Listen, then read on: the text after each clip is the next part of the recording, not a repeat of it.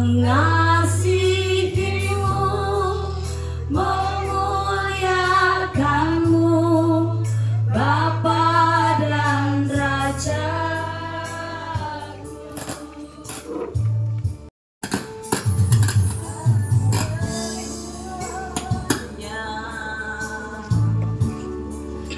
Di dalam hidupku,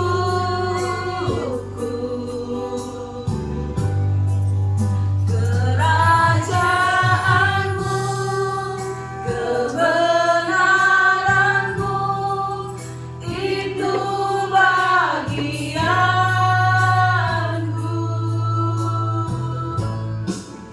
Kaulah yang kupandang dalam setiap kehidupan kami. Bapak, terima kasih buat hadirat, terima kasih buat nafas kehidupan yang kau berikan kami untuk mengisi acara di mana seminar ini, untuk terus membangun kehidupan kami sebagai orang tua, sehingga kami dapat mengarahkan dan membawa setiap anak-anak kami pada tujuan yang benar, yaitu pada Kristus Yesus Tuhan.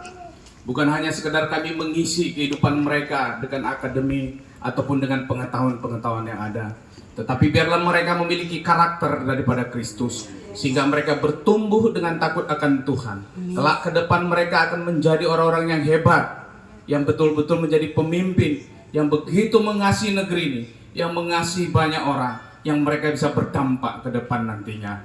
Bapak, hari ini Tuhan, kami patut bersyukur seberapapun kami yang hadir, yang dimana semua orang tua tidak bisa dapat hadir, tetapi yang hadir ini Tuhan, Engkau memberikan hati buat mereka, sehingga waktu mereka menerima materi ataupun firman yang akan disampaikan, Bapak, biarlah firman itu menjadi bagian kami, dan firman itu juga bisa kami bagikan bagi keluarga, sahabat, dan teman kami di saat kami Tuhan beranjak dari tempat ini. Dan hari ini Tuhan, kami menyerahkan seluruh rangkaian acara ini dari awal pertengahan sampai akhir nanti, biar Tuhan pimpin lewat kehidupan kami anak-anak-Mu yang ada di sini Tuhan. Amen. Tuhan, urapi kami semua, urapi guru-guru yang ada, pakai mereka Tuhan terus, sehingga mereka bukan hanya sekedar juga mengisi kehidupan mereka dengan apa yang mereka punya lewat disiplin ilmu yang mereka miliki, tetapi mereka memiliki jiwa yang begitu luar biasa untuk terus menjangkau hati-hati yang saat ini sedang terluka. besar kecil, korbankan dirinya dan selamatkanku.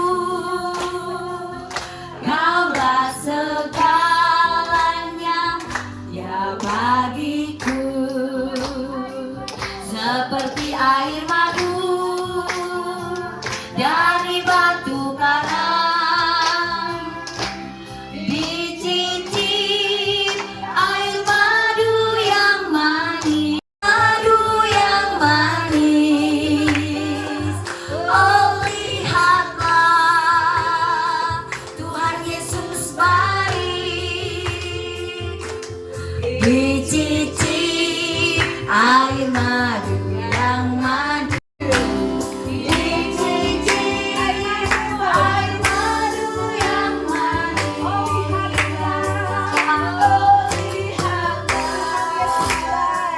Tuhan Yesus baik,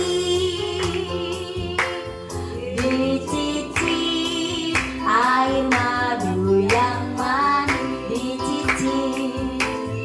dicicip air madu yang manis. Kita akan mendengarkan kebenaran firman Tuhan. Kita angkat satu pujian.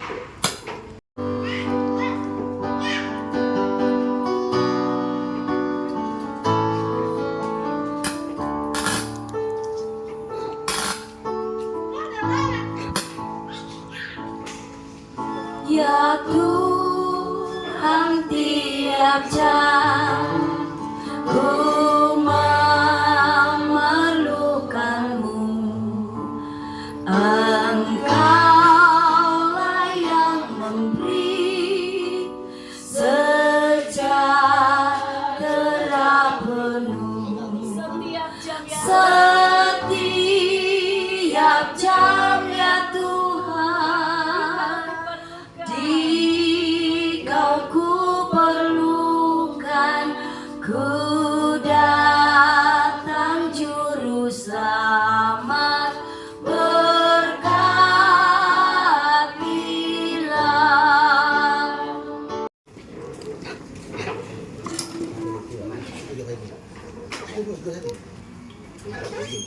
Posisinya bentar ya. Selamat pagi semua. Pagi. Nah, kayak nggak ada orang. Selamat pagi semua. Pagi. Nah, itu yang kencang. Iya. Berapa orang tua satu keluarga yang anaknya sekolah di TK AGP atau ada di SD Pesat AGP, ada nggak? Atau semua di TK? Oh ada. Baik, puji Tuhan. Ya, hari ini kita akan belajar. Siap semuanya? Yang ngikuti di rumah, ya yang ada Australia ada, saya lihat dari Amerika juga ada. Jadi kita diikuti sosor kita nggak cuma di Indonesia, dari luar negeri juga. Tema kita hari ini belajar menjadi orang tua. Nah, saya punya kalimat ini. Menjadi tua itu perlu belajar atau tidak? Belajar. Nah, jawab, menjadi tua, usia tua. Itu perlu belajar tidak? Tidak. Noel tolong di zoom ya, Facebooknya. Nah, menjadi tua itu tidak perlu belajar. Karena walaupun kita nggak ingin tua, tetap akan tua sendiri nggak? Lu jawab dong, tetap ya? Tetap. Nah, tapi menjadi orang tua itu beda. Saya ulangi, menjadi tua tidak perlu belajar, itu otomatis. Tapi menjadi orang tua itu harus belajar. Kenapa harus belajar? Ya karena nggak mudah jadi orang tua. Maaf, saya punya kalimat yang sangat jelek. Menikah itu mudah atau tidak? Jawablah, mudah. Nggak punya uang untuk pesta bisa utang. Betul? Menikah itu mudah. Maaf, saya pakai kalimat yang gak enak. Membuat anak itu mudah. Tapi membawa anak-anak seperti yang banyak orang ingin, nah itu lain lagi, mudah atau susah. Kita mendidik mereka. Coba renungkan kata ini. Beda tidak marah dan mendidik. Coba jawab, beda tidak? Sangat beda. Saudara, saya pernah membuat istilahnya ya, research, percobaan kepada beberapa orang yang baru punya anak. Dan saya bersyukur kepada Tuhan, seperti yang banyak saudara tahu, Tuhan membawa kami suami istri itu pelayanan pernikahan. Nah, setahun itu minimal 15 kali saya berkati pernikahan. Nah, karena setiap kali Tuhan beri saya kesempatan memberkati pernikahan, maka saya siapkan orang tua itu kalau anaknya sudah lahir.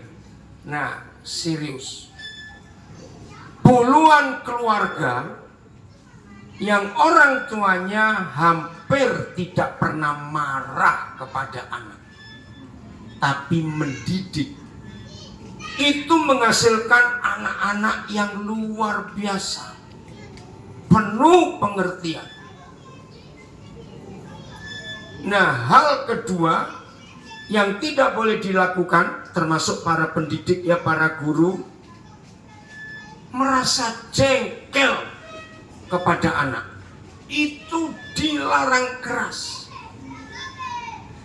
Saudara, ternyata marahnya orang tua kepada anak dan jengkelnya orang tua kepada anak, ayo jawab, kita lakukan sehari-hari enggak itu?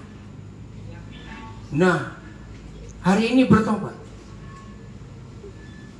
Lagi sekali, sudah sekian banyak anak yang orang tuanya mau mengikuti peraturan Tuhan ini, hampir nggak pernah marah kepada anak, hampir nggak pernah ya. Dan mereka menjaga hati untuk tidak jengkel. Lu jawab, betul atau salah? Lu Betul. cepat jawab, saya tanya kok. Betul. Lu apakah rela ada orang tua minta nih, sakitlah kamu, sakitlah, supaya kamu gak nakal? Lu jawab. Betul? Yakin? Tapi faktanya. Loh, saya tanya faktanya. Maka itu tiap kali kita berkata, kenapa kamu gak bisa diam? Saya ajari anak-anak kalau kayak gitu, ya tunggu aku sakit mah. Pasti diam. Betul, jadi anak sakit itu diam, nggak bisa ngapa-ngapain. Nah, padahal kita sebagai papa mama, ayo kalau anak sakit kita panik atau tertawa. Syukur kamu sakit. Panik. Sakit terus juga. Ayo, kalau mereka sakit kita bagaimana? Panik. Tapi ketika mereka sehat, kita suruh sakit. Saudara harus belajar hal ini. Ada sebuah teori yang saya pernah dapat waktu saya belajar di Malaysia. Kalimat itu saya pakai sampai hari ini. Anak-anak itu tidak perlu didengarkan, tapi cukup dilihat. Saya pertama dengar kalimat ini, apa bedanya? Nah, kalau kita mendengarkan anak-anak, pasti stres. Betul? Lu ya atau tidak? Maka itu nggak usah didengarkan, lihat saja. Kenapa tertawa? Ya lihat saja anak-anak itu. Nah, kalau kita lihat mereka, pasti kita akan tertawa sendiri. Lucu-lucu mereka, karena kamu sehat. Betul? Percaya nggak kalau anak seperti itu kita puji, mereka apa? Tertawa. Nah itu loh caranya menghindari. Nah apa? Kenapa itu? Serius saudara. Jadi kalau kita lihat anak kita nakal, bilang kamu sehat loh. Aduh seneng papa mama. Nggak perlu beli obat, kamu sehat. Nggak perlu bawa ke dokter. Kemarin sore saya mengajar. Nah saya ingin sampaikan ini ya. Begitu anak kita panas sedikit saja, saya minta sungguh-sungguh dalam nama Tuhan itu, jangan diberi tempra, jangan diberi obat apa-apa. Jangan. Kebiasaan memberi obat pada anak-anak itu sama dengan saudara memberi racun kepada mereka. Karena obat-obat itu berupa bahan kimia semua. Jadi gimana kalau anak itu panas sedikit? Nggak apa-apa. Masih ingat waktu mereka masih bayi, tiap kali ada perubahan untuk mereka. Jadi anggaplah itu tiap kali badan mereka hangat, berarti ada kemajuan di hidup mereka. Mengapa semua bayi yang tumbuh gigi pasti hangat badannya? Betul tidak? Itu nggak usah diobatin. Biasanya kan nenek-nenek bukan, pagi harus makan, siang harus makan, sore harus makan. Ada nenek yang ingin makan. Jadi salah, anak-anak itu tidak perlu makan 3 kali sehari, tergantung keperluannya. Jadi kalau mereka lapar, baru mereka minta, "Ma, makan." Nah itu kasih. Sebelum mereka merasa lapar, jangan dikasih. Nah kembali ada nenek bilang, nanti sakit dia, nanti mati dia. Percayalah nggak mungkin. Nah ketika anak-anak dipaksa makan sebelum dia lapar, mama lepasin nggak apa-apa, biar main-main. Namanya anak, nah itu dia biar eksperimen. Ya jangan anak suruh diam. Ya kalau kita diam kasih penyakit malaria, dia pasti diam. Oke, itu praktek langsung nggak apa-apa. Ya, kalau anak-anak naik ya jangan larang, cuma kita jaga saja. Nanti kalau jatuh bagaimana? Betul, karena tidak butuh makan tapi dipaksa makan. Nah, anak yang seperti itu biasanya kalau makan 1 sendok di mulut 1 jam belum habis. Ya enggak? terus kita marah lagi, kita pukul lagi. Kalau anak itu bisa ngomong, pasti jawab, ya mama yang suruh saya makan, saya nggak butuh makan. Tolong ya perhatikan. Nah akhirnya setiap kali lihat piring dengan isi makanan, langsung nafsu makannya hilang. Dan buat mereka, semua yang ada di atas piring itu penyiksaan. Biar dia bisa ingin jalan, lalu kita angkat, terus kita pegang tangannya, ayo sekarang jalan. Itu ternyata salah. Kesalahan fatal adalah membentuk tulang kaki mereka tidak betul. Karena mereka nggak belajar sendiri. Nah, apalagi pakai kursi roda itu, apa, stroller itu sangat merusak ya tulang pinggul anak-anak yang pakai kursi, apa istilahnya tahu? Yang untuk jalan itu ternyata merusak tulang pinggul dan tulang selangkang mereka. Jadi nggak bagus. Jadi letter O nanti itu.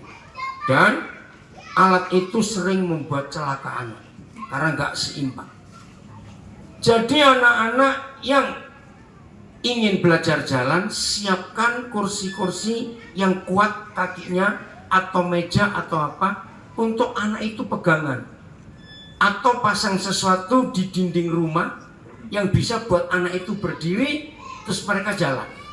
Itu jauh lebih sehat secara tulang, tapi hasil yang paling indah, anak itu menemukan teori dan cara jalan yang tepat buat dia. Saya baru ngerti juga melihat fakta itu. Maka itu papa mama membiarkan anak-anak bereksperimen. Silakan itu. Satu kali saya berkunjung ke rumah jemaat, dan jemaat ini penjahit. Kebetulan ibunya lagi jahit. Nah, terus saya lihat anak perempuannya masih kecil, lagi duduk di lantai, diberikan gunting, disediakan kain-kain perca untuk motong-motong semua. Saya melihat itu, wah ini cara yang bagus. Karena ibu ini punya pengalaman. Pas dia lagi jahit kainnya orang, dan kebetulan waktu itu kainnya mahal, ternyata sambil masak. Nah, dia tinggal sebentar untuk ngurus masakan. Anak perempuan ini ambil kain itu, ambil gunting. Ya Allah. Ya gunting kain mahal Ya. itu. Wah. Nah, tapi saya belajar, ibu ini nggak marah. Kenapa? Dia sadar aku yang salah. Karena anak itu menyontoh atau tidak. Nah, sejak itu ibu ini punya ide. Kain-kain yang sudah nggak dipakai diletakkan di lantai. Ibu itu sediakan gunting yang agak tumpul supaya nggak melukai anak. Nah, pas saya datang, saya ngelihat anak ini gunting macam-macam, dan dia puas. Seorang papa, ya namanya papa, suka otak-atik, suka bongkar ini bongkar itu. Biasanya anak laki ikut nggak? Nah, papa yang benar sediakan alat-alat sederhana, entah obeng, palu, tang atau apa. Cari di pasar, cari tetangga yang punya radio bekas, punya apa yang sudah rusak, kasih anak itu. Biar mau dibongkar, mau dipalu, mau diapain. Anak itu puas nggak? Puas. Puas, karena melihat apa yang papanya kerjakan. Ini caranya bahwa kita dilarang apa tadi? Marah dan jengkel. Apapun yang terjadi kalau papa mama marah pada anak, yang salah tetap kita. Katakan amin. Amin. Kenapa yang salah pasti kita? Coba jawab pertanyaan saya. Anak-anak sampai umur kira-kira 7 tahun, 8 tahun, itu belum tahu salah itu apa, benar itu apa. Renungkan. Betul atau tidak? Loh, ini fakta penting. Kalau ibu bapak, papa mama tidak pernah menyadari bahwa anak-anak sampai umur 7 atau 8 tahun itu belum tahu salah itu apa, benar itu apa, nggak tahu. Di mata mereka semua itu benar, walaupun tahu kita salah, itu salah. Ngerti maksudnya? Ya. Saya beri contoh. Siapa pernah ada di tempat keramaian, tadi pasar, tadi bandara, saya sering itu di bandara atau di pelabuhan atau di mana. Papa mama lagi santai cerita-cerita dengan teman-temannya. Terus anak-anak, ada anak yang menuju tempat sampah, terus ambil sisa makanan dimakan. Pernah lihat seperti itu enggak? Nah, itulah bukti anak-anak belum tahu kalau itu kotor. Yang mereka tahu cuma itu makanan. Jangan dimarah, tapi dididik. Itu kotor. Ceritakan itu. Itulah bukti yang ada supaya kita tidak suka marah kepada anak karena mereka belum tahu salah itu apa, benar itu apa. Termasuk jangan beritahu.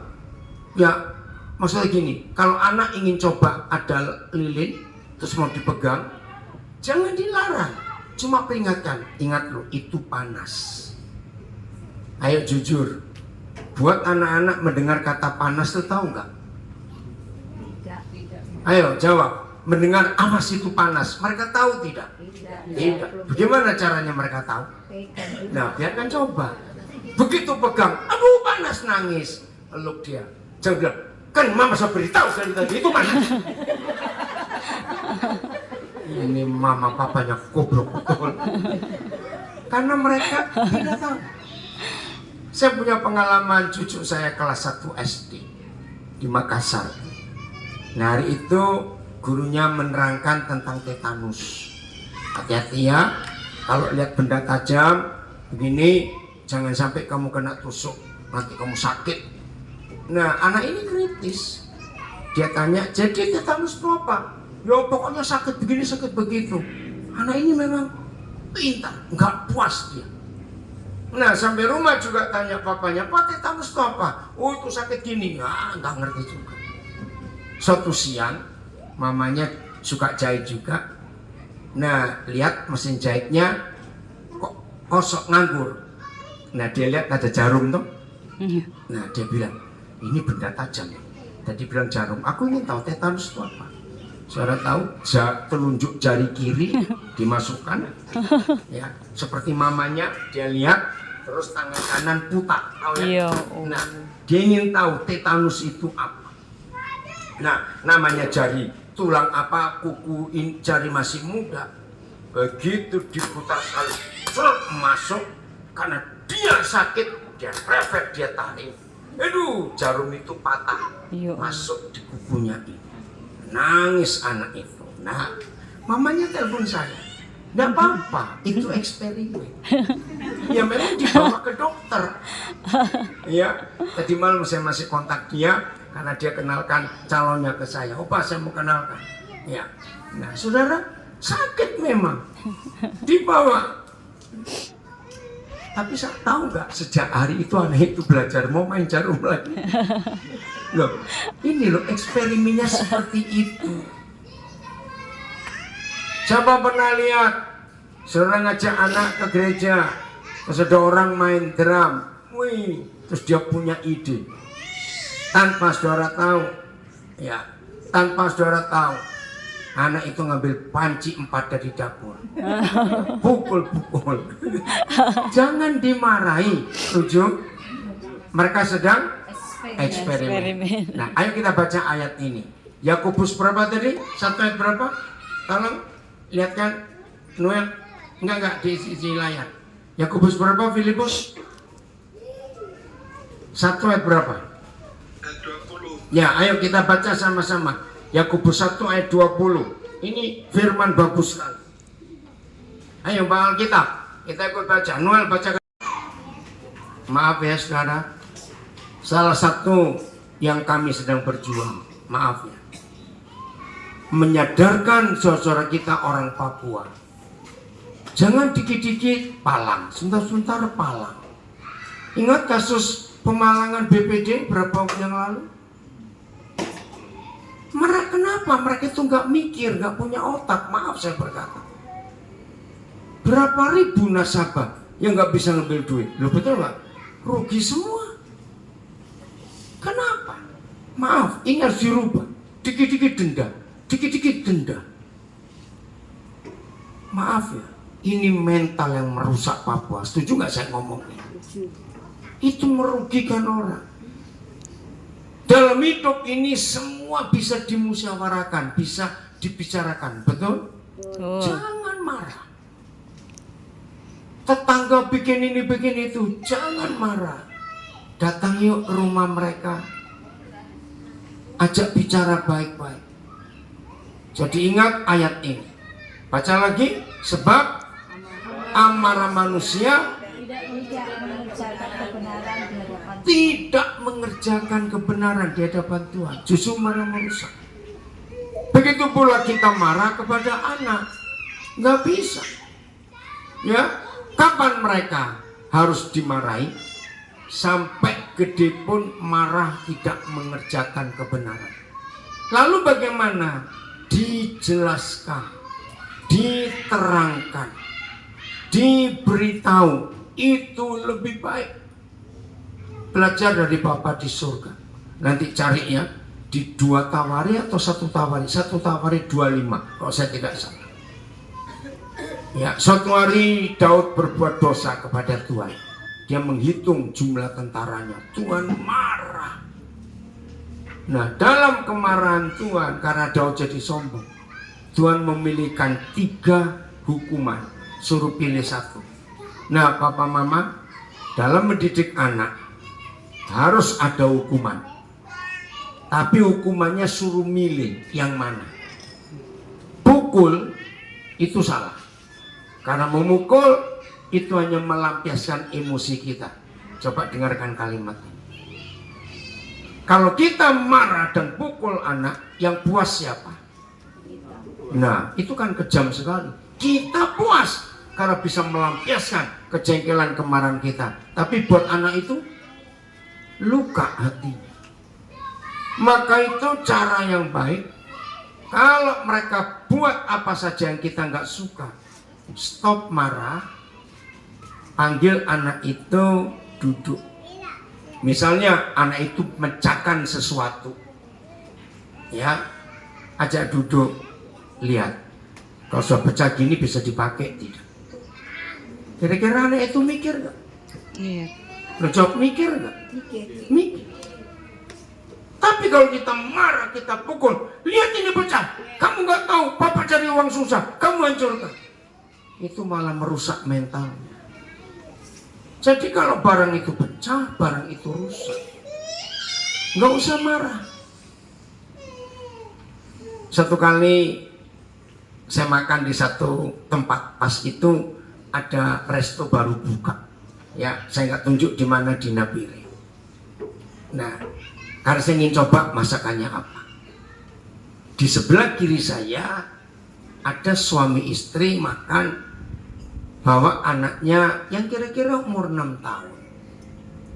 Nah, tiba-tiba saya dikagetkan oleh teriakan mamanya.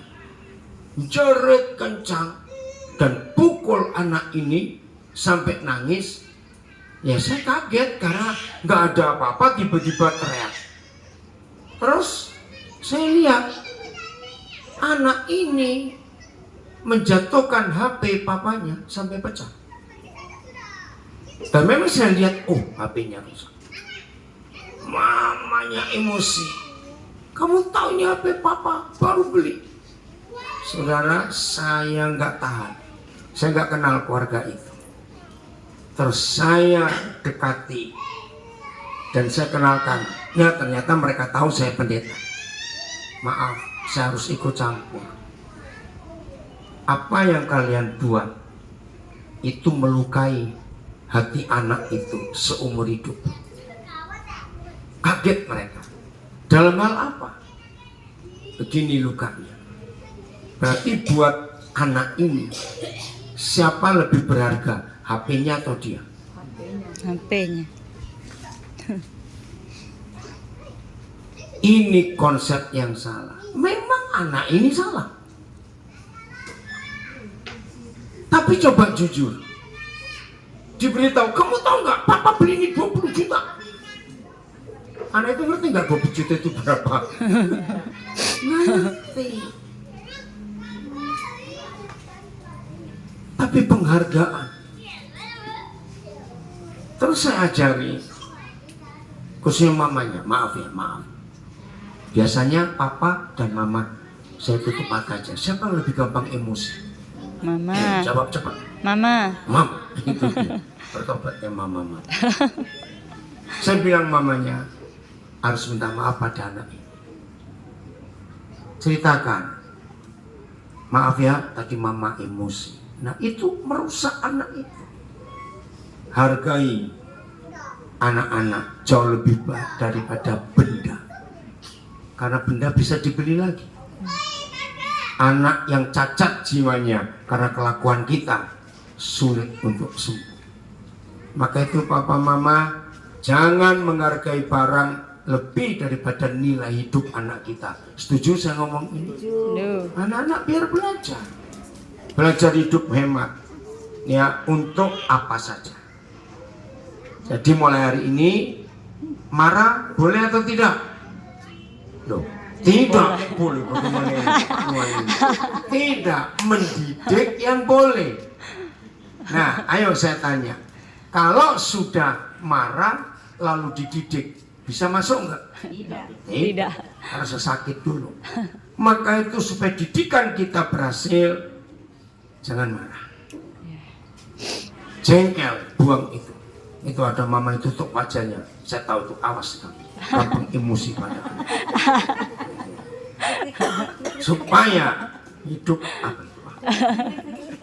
Supaya anak-anak kita tidak jadi korban kebrutalan kita. Betul ya? Harus hati-hati itu. Oke, sampai sini saya stop dulu. Ada yang mau tanya? Ayo cepat. Tanya. Nah, ada yang tanya, Pak Pendeta, kalau pukul boleh atau tidak? Nah, kata nakal itu tidak ada untuk anak-anak. Eksperimen. Ya, lagi sekali, kata nakal itu nggak ada. Saudara percaya nggak? Hukuman pukul itu tidak merubah, malah menyakitkan. Daripada pukul, suruh milih.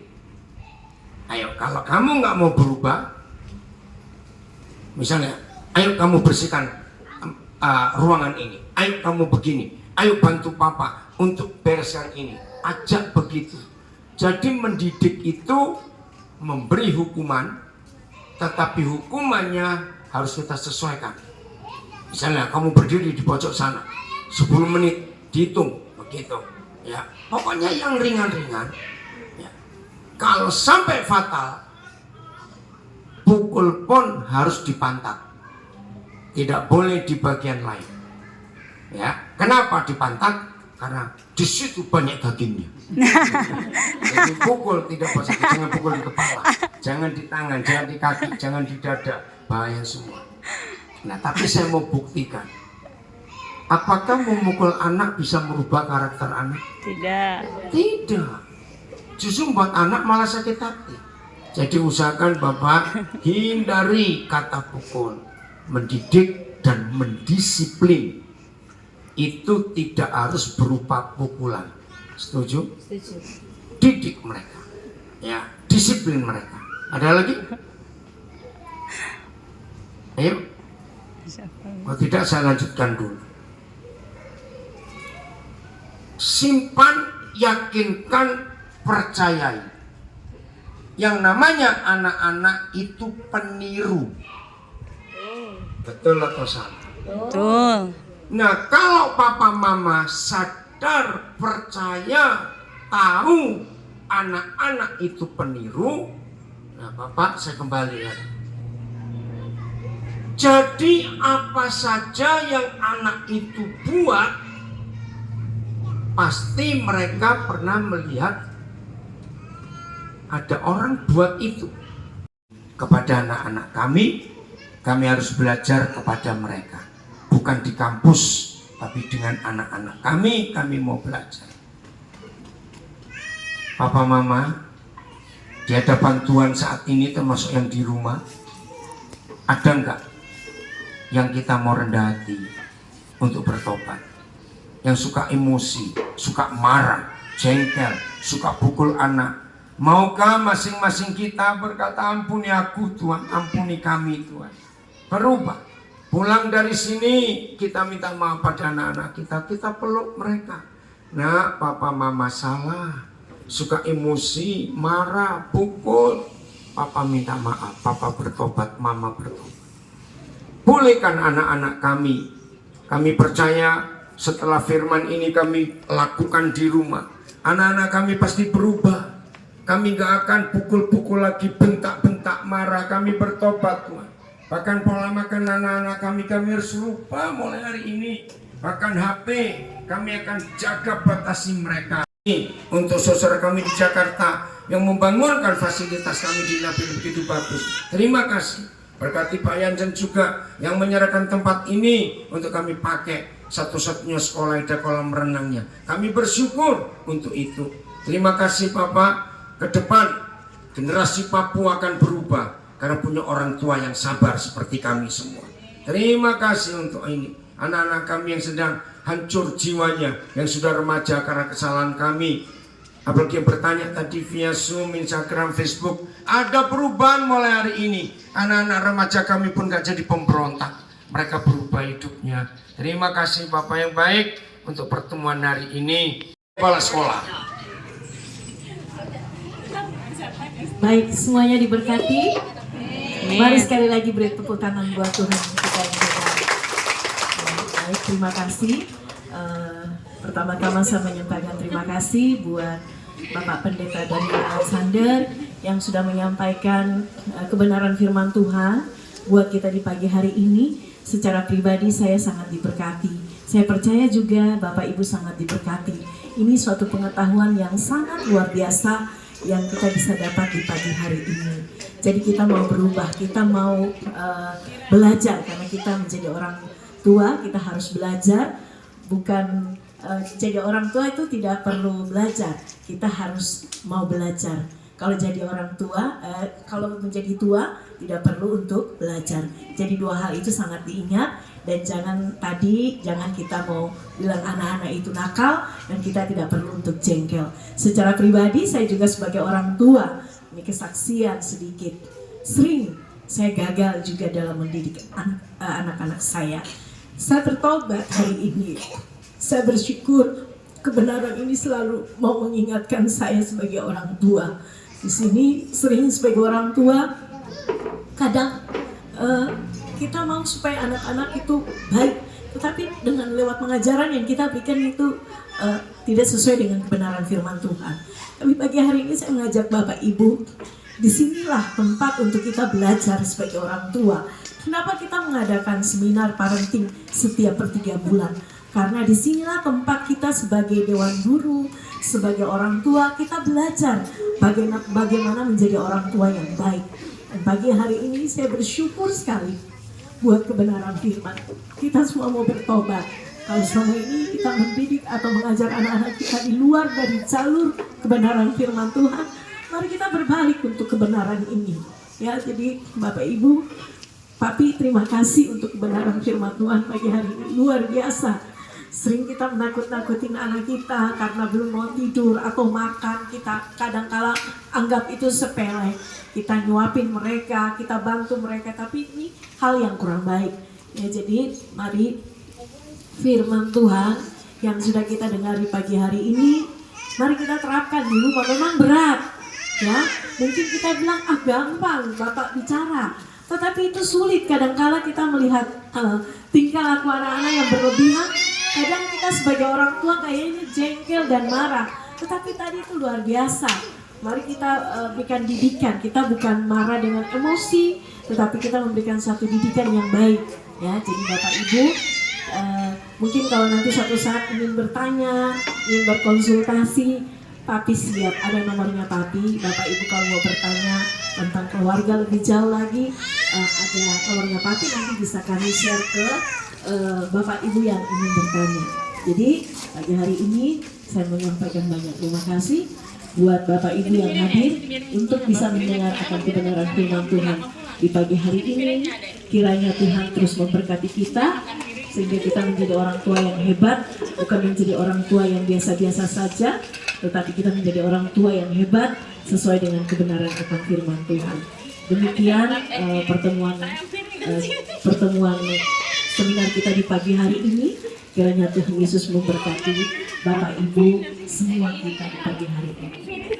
Shalom. Jadi Bapak Ibu silakan minum dulu. Ada sedikit berkah, bisa dinikmati sambil mungkin ada yang kepingin bertanya, ya boleh. Masih ada Papi belum jalan, jadi kalau ada yang masih ingin bertanya secara pribadi boleh, silakan.